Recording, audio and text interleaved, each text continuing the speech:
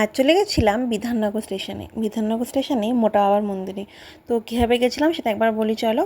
বিধাননগর স্টেশনে নেমে 1 নম্বরের দিকে অটো ধরে চলে গেছিলাম মোটা বাবার মন্দির।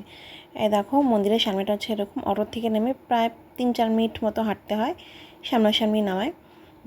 এটা হচ্ছে পুরো মন্দিরটা, পুরোনো দিনের মন্দির। এই মোটা বাবার গল্পটা হচ্ছে, এই ঠাকুরটা নাকি আগে খুব ছোট ছিল, আস্তে আস্তে বড় হচ্ছে, মানে আস্তে আস্তে বাড়ছে ঠাকুরটা।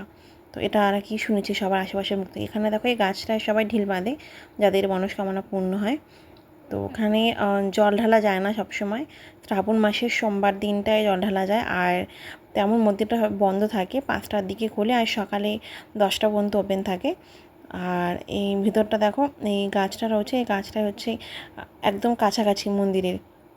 আমরা গেছিলাম প্রায় সকাল সকাল, গিয়ে ঠাকুর দর্শন করে আসলাম। আমরা জল টল ঢালিয়ে যদিও বা ধূপকাঠি মোমবাতি ধরিয়ে চলে এসেছিলাম। মন্দিরটা পুরনো দিনের মন্দির, দেখে তোমরা বুঝতে পারছো। আর খুব সুন্দর চারিদিকটা, গলিগালার মধ্যে, কিন্তু খুব সুন্দর। আগে মন্দির তখন চল ছিল না, এখন ইউটিউব, ফেসবুক, সোশ্যাল মিডিয়া এত কিছু হয়ে এটা এত চল হয়েছে। তো তোমাদের দেখাবো চলো ও মন্দিরটার ভিতরে কী ঠাকুর আছে।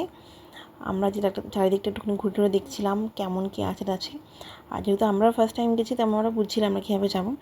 অটোওয়ালাকে জিজ্ঞেস করে করে গেছি। আর গুড়ি গুড়ি বৃষ্টিও হচ্ছিল। এই যে মন্দিরের ঠাকুরটা দেখো, প্রচুর বড় ঠাকুরটা। এটা এরকম তো মালা দিয়ে সাজানোর পর দেখতে এরকম লাগছিল। ভিতরে ক্যামেরা অ্যালাউড নেই, লুকিয়ে লুকিয়ে ফটো তুলছিলাম। আর এই দেখো মন্দিরটা পুরোপুরি তুলেছি। তারপর আমরা বাড়ি চলে আসলাম। তো গুড নাইট ফ্রেন্ডস, আজকের জন্য এইটুকু। আর দেখা হবে নেক্সট ব্লগে।